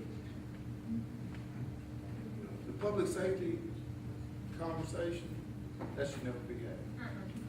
But when you're talking about people and the not having these people versus having these people, that's where it gets hard. I didn't mean to interrupt you, isn't that what y'all's job is to do, is to make those decisions? No, No? our Okay. job is to, I thought that with y'all's input, you could go and look and see what the best place to cut, and if you can't cut, you just can't cut, and those people that can't pay their bill, and just continue to do that way. well, what we can do, Because it's all simple math, I think. it is. Yes. We can make suggestions. We can make suggestions and say, I think we can save X amount here, here, here, and here. But all we can do is adopt a budget. And it is up to the mayor to Well, I thought allocate the Whenever budget. John said what he said, I thought maybe y'all had the power to do that also. Well, John said he went and he talked to Chief. Right. He and Chief, and I know if Chief didn't cut a body, he cut a uniform or a vehicle or something that he didn't desperately need at that time. Okay, we can do that at the police department, we can do that with the fire department. We may even be able to do that in street and sanitation. Utility department, maybe. What about City Hall? I'll be glad to give you my percentages now, trying to kind of pull up, just on salary alone. From my first year, or 2017, from the time what we got, what salary, let me finish. It's really not necessary. No, it is. My question is, my statement was, you can cut a truck, you cannot get a truck. But you got a lot of people up there, you got people with responsibility. That's right. And I'm not asking you.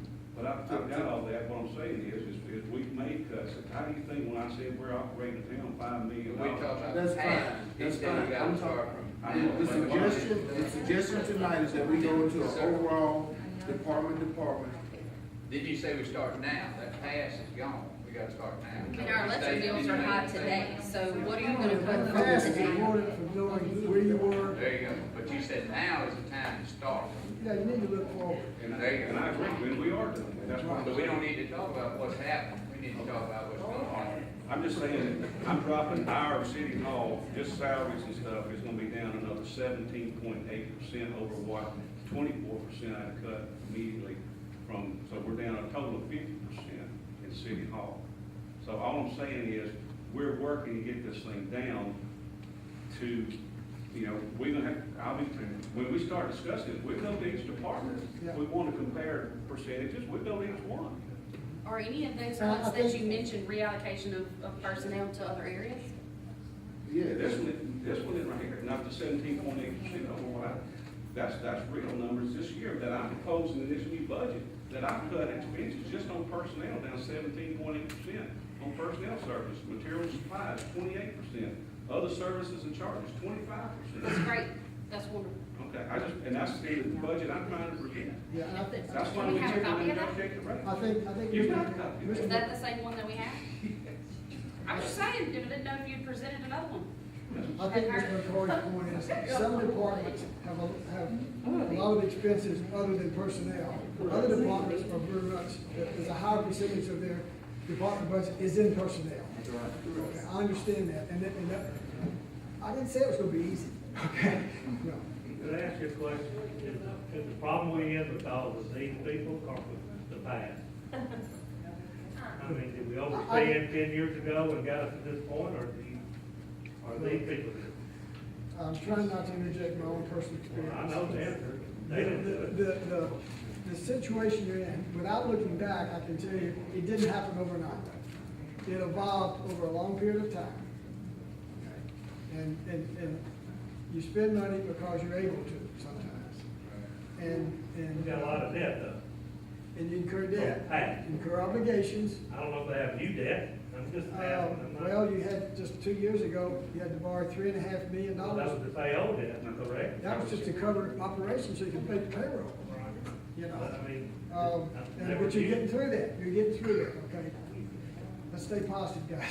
I'm positive, I'm just saying. Not all of I'm that not was arguing because with of you. that. Some of that was because we didn't collect utility bills that road. Well, that's.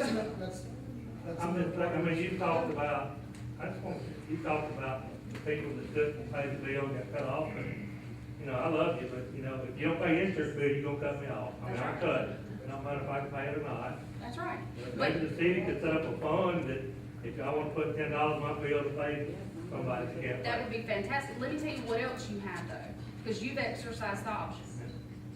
With insurance, you got 9 agents in Vidalia to shop I'm from. saying that's the In way. I'm Vidalia, saying- you don't. I mean, he's looking after my money, so I don't want, I hate to cut it off, but to blame him for cutting it is, that's his job. I mean, he No, can't. just I'm not decide to blaming give him them for people cutting money. it off. It has to be cut off by law if it gets to a But I certain would like point. to see, maybe Just on a my bad bill, if I situation. want to That's pay right. some money, or somebody that can't pay, if you prove that they can't pay it, I'll give some. I think the best suggestion was to do the stabilize, you know, especially in our current situation. You know, that would work. I'm not blaming him for. Oh, well, I mean, I know that, I mean, I know all y'all my friends, and I'm just, I was just asking questions. I'm just saying, it's easier not to get a vehicle than to walk into City Hall, and these people are specialized people, they do special things. And I wouldn't want them fired no more. Oh, no, And I would want nobody somebody. can do that. Nobody. They're all very nice, and I got good service. And that's what I'm saying. I'm not going anywhere. It's a lot easier to say, we don't want this truck or this uniform than it is to go in and say, we don't need I this don't know, person. Ron, you know, that's what they told me when they shut IP down. They told me, they said, man, we don't want to do this. We just don't want to do it. Well, I'll let you later, because there wasn't no money there. So, as bad as we hate to do things sometimes, it's not, we don't have a choice. It's not in our control.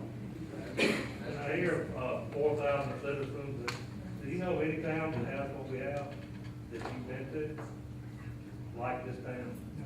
I mean, This they is done a a lot great before. town. I This mean, is you a know, great it's town. different we deal last month with $4,000. So, you know, I hate it. But if anything goes wrong, man, those guys are crawling all over that field in some of the best food money in that. So, you know, there it is. So I guess if you cut back, maybe they could just not be efficient. I don't know. Wayne? Here's the problem. The big swing in the electricity bill. Like, I've done 9 months average per kilowatt. It went from 10 cents a kilowatt to 16.9. And then on the months that it shouldn't have been high, I know my gas has not ever been red in 2 years. Because you know why? I went and covered it up just to see if they uncovered it. It has never been red. But somehow it varies from 1 month, $35, to the next month, $170. And it's never been red in 2 years. So the problem is, I don't mind paying $350 a month. But whenever you go from paying $250 a month to get almost a $600 bill, just because, hey, we gotta up the price this month. There needs to be a cap on something. Okay, it's fine, I understand you need to adjust stuff, understand that. But there has to be a stopping point. And I don't know if you know what's being done, but I have a guy I work with, lives maybe a mile down the road from me. House is over double the square footage, built in 1970, no upgrades. His usage was double mine this past month, his bill was half of mine. I'd like to see that, if that's the case. I'll get it for you. There's a fact, because I know that, I've seen somebody put on Facebook, and they had their bill compared, they had their last year's bill to this year's bill, and they said, why is this? And you look at their usage, they use twice as much. And when people call and say they had a problem with it, we send everybody out and mark and verify this. We check their meters, we double check, we go look around. We usually find something that's going on different in their lives or whatever. That's my problem. I got a brand new house, baby. It's 5 years old. Everything's brand new. Everything's been checked out. I have to keep my thermostat on 76, which I'm burning up at. It's 76. And my house is only 1,600 square feet. I'll put it at that too. It's not a big house. And I have to keep it on 76, which I'm hot in. I like it a little bit lower, just to keep it where, okay, maybe it won't be so much that I can't afford it this way. But I would like, Wayne, to look at your bill, you're welcome, I would love to see that, and if that's the case, I will look at it. But then I'm gonna ask Rick a question, then I'm gonna read something off the billboard and that I got off Lafayette today, that's in the meeting there. Rick, is this problem with bills and electricity rates just in today? No, I think you know the answer to that, Mayor. No, it's not. It's not. It's a little more acute here because your rates are higher. Yes. You know, That's and like I we go don't- back to there's no charge. That don't have nothing to do, we don't live in them other towns. This is our town. I'd go back to your initial charge to me was to examine the utility rates and see what we could do to get the rates down and whether it'd be competitive or at least comparable to cities of a similar size. And that's what we're doing. And you also said you know, we're gonna focus on lower rates. How can we do that? And that's what we're doing. We're not finished. Again, this is not the last report, this is the first report. We hope to have it finished by the next council meeting so you can say, okay, we're comfortable enough with this to introduce an ordinance. It's always subject to amendment. You don't need me to tell you that. You can amend it. I've introduced ordinances at my own council. They come out looking somewhat like what I introduced and somewhat different. People say, well, no, that's too much, we can't do that, or maybe we need to do something a little different. That's fine, that's part of the political process, okay? But what we're gonna try to do by the next meeting is to at least have an ordinance say, this will satisfy the objectives that the mayor gave. You may have some different objectives, or maybe slightly different. Maybe you wanna improve them, increase them, decrease them. That's all, I'm good with all, whatever you do, I'm happy with. I just wanna do my job and try to give you the information you need to make the decisions. And to at least share with you what I've seen happen in others. Now, my experience is more in electrical. We dealt with water and sewer. We have civil engineers in my firm also.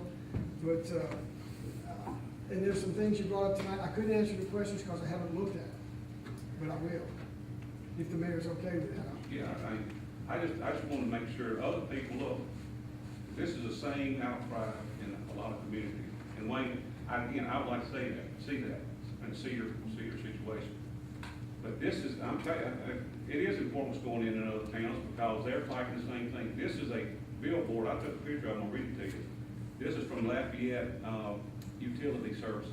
Conserve energy and watch your savings grow. Set your thermostat to 78 or higher. 78, they're requesting them to set their thermostat so they won't have a utility bill that they can live with. I got news for you tonight, I put mine on 69 or 68, and the other day I put mine on 72. Because I'm not gonna burn up. And thank God I can pay my bill. And there are people that can't, and I promise you, it hurts my heart, and I want to do better. And we're gonna do better. It's taken us this time, and that's why we're having this conversation. We're gonna have some tough decisions tonight.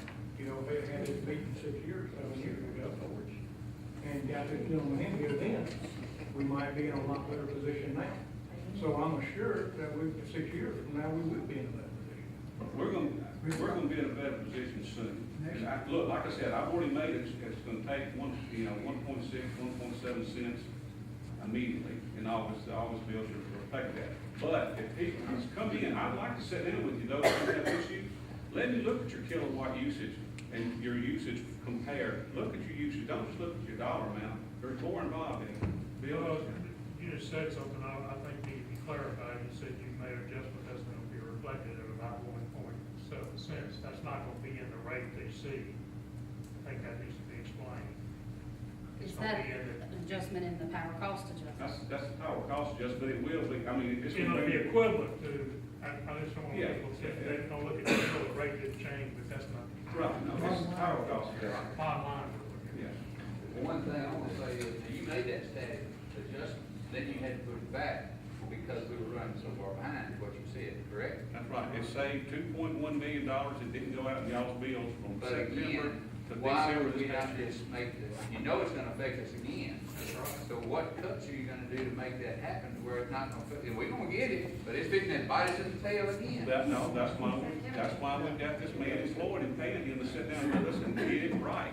So he said, you're the ones gonna have to implement those things, right? Together, we're gonna do those. The mayor, whatever the council adopts, the mayor will execute. There you go. So I'm But done. actually, Bud, Again. then we remember what they put, what you mean in the power plant. That's a good question, Big Man. Hold on, that's good. Did every city, remember that, had to go up? Hold on, Rick, Steve Weeks is asking a good question that we verified today. Go ahead. We were, the path, what is it, I guess, I'll call it LIPA, and that's a plant where? Where's that plant? It's, at? well, the office is in Lafayette, but the plant is in, Morgan City. How does that happen? I mean, I don't know that, but is every person that joined that have to pay higher utilities? Is it gonna be one day help us, or are you a member of it, your city? It is, Natchitoches is, but they're not buying their power from LIPA today. The most recent contract, Jared, I We think got it's my from phone, so Cleveland. we can cut ours? Are you talking about LEPA itself or Unit 1? I don't know, I don't understand all this about hydro plant, and they bought into something down there. I heard that. Yeah.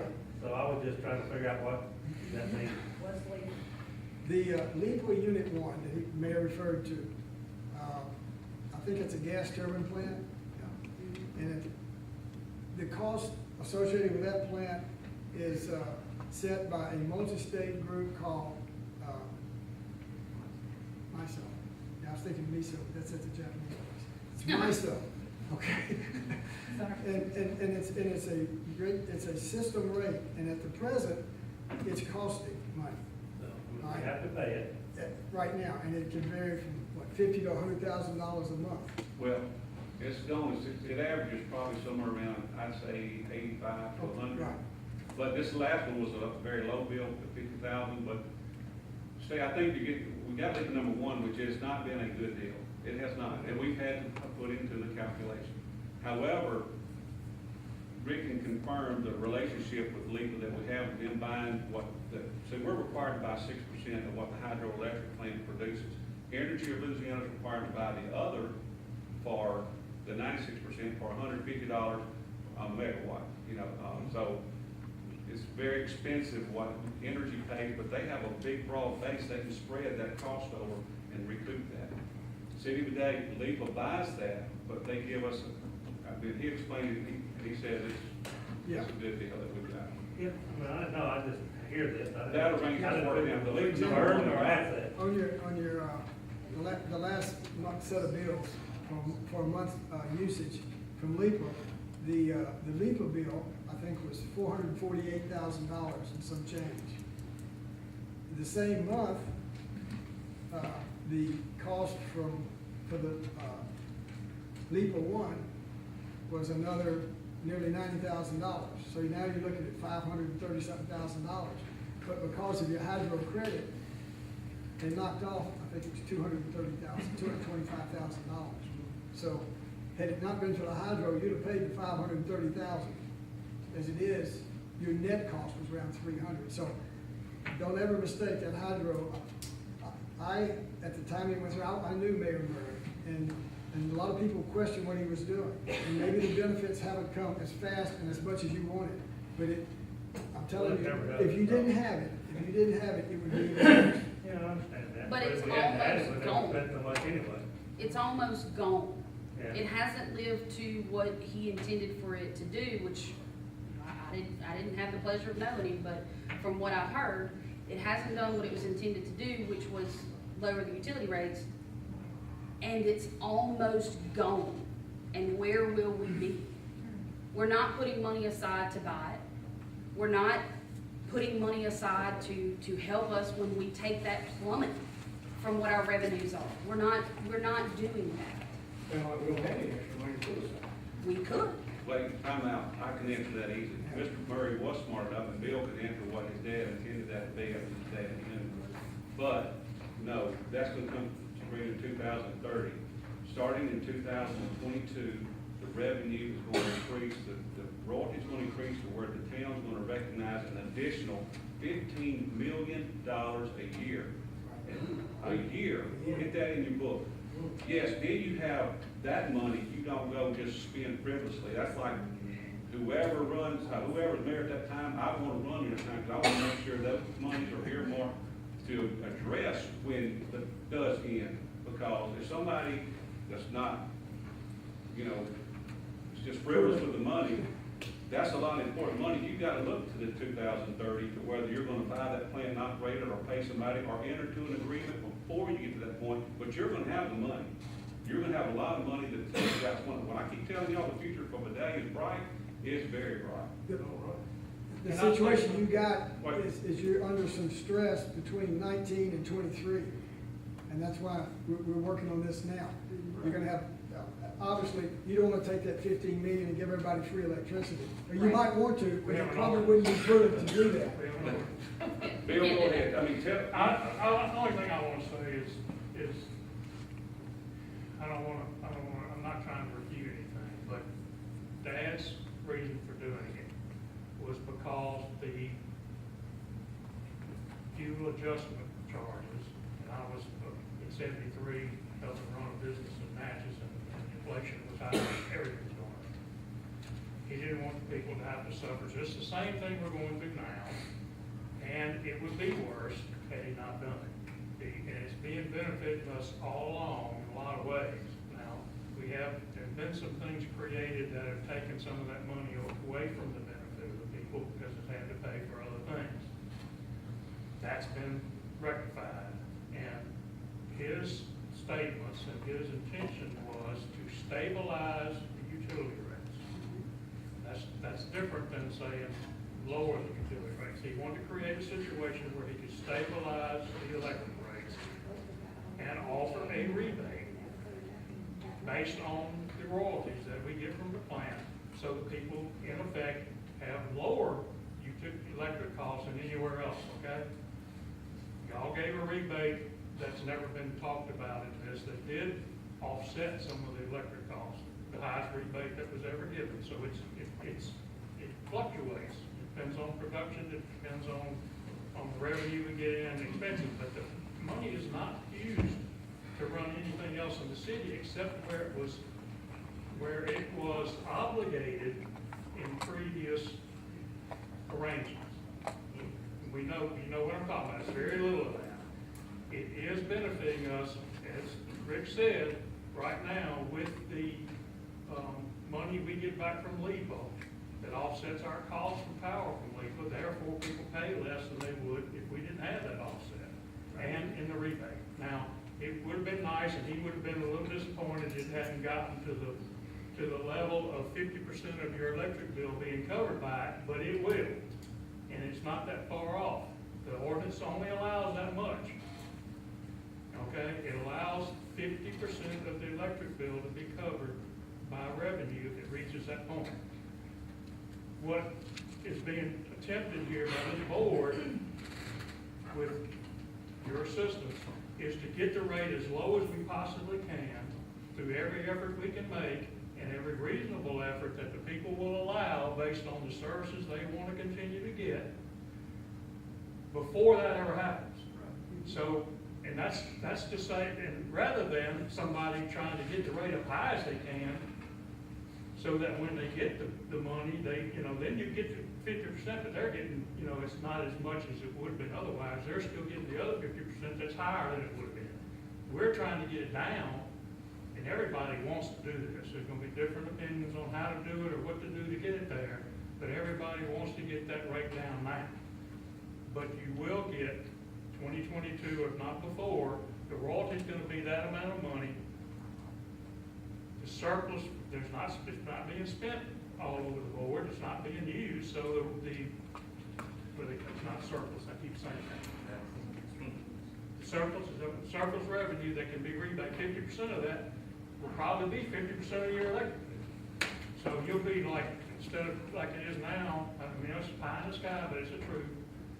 You'll be wanting to live, everybody will be wanting to move it today, and that's gonna be a problem the board's gonna have to deal with, whoever the board is.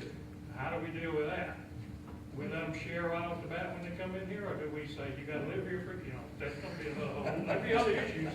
But right, that's It's a what's nice gonna problem to happen. have. But there's only, you can cut payrolls, services, well, that's all the way you can cut, it's the only three things you can cut. Well, one of the things I do, that change did lower the rate. I do want to see us change some more now, but I think we need to tier it, over the next time as these businesses come on, we recognize this extra revenue to target and actually plan what those rates are gonna look like, how they come down. Like he says, get a lower rate for electricity with the power cost adjustment that really does just pay for those fluctuations. And I just hope everybody will work together and do it on a level of what's best for the day. Overall, big picture. You really want to move here. Hey, I wanna say, I'm so glad that I came to this meeting tonight, because I've come to it. But I think that what you said and what you just said, us working together, that's like what we should do. That should mean everybody up there, hear everybody up there, everybody should be respectful to everybody up there, everybody should listen to other people out in the community, and everybody should work together. And that's where we're all gonna come together and maybe find a solution to all of this. Lower utility bills, don't single out departments, hit it across the board with everybody and start at the top and go to the bottom and make it be overall no discrimination whatsoever. Because I'm gonna live here for the rest of my life, and I want to see Vidalia be what you said Vidalia's gonna be in 2023. Because I got lots of kids, and I want it to be very, very, very well off, okay? I'm not going anywhere, and I don't think anybody else in here is either. So let's work together. That's what I say. I have a comment too. I just want to say how much I appreciate the leadership, taking the steps that they have to, and I guess that is particular to you, Mayor Craft, in hiring an outside consultant. We each have our little opinions about what should be and what we've experienced and so forth, but having somebody from the outside who has, who can not only compare us to other cities and the different departments, and more likely to come in with an objective opinion and be able to give us the results of his work and say to us, these are my recommendations. And then like Dara just expressed, let's go forward, whatever it takes to make the city even better than it is. And it's not gonna be comfortable. Look, my husband sometimes tells me that I can't use the Discover card. And that's just it. He might say, Dara, I keep my house on 70, I keep my house on, it don't go below 70, and it goes up to 78. That's just the way that it is. And guess what? Sometimes we might be uncomfortable, but that's just life. So let's get all together, work together, and then maybe people will come into Vidalia and be happy to spend their money and see us. And I love all of our services. I love Vidalia, period. So work together. I wish we could all put our hands together, get together, and work together. Work together. Okay, thank you. Rick, you have something in closing you want to say? No, Mayor, what I'll do is we've tried to absorb all the feedback we've gotten tonight. We'll go back and think about this. We'll have a couple hours to talk about it on the way home.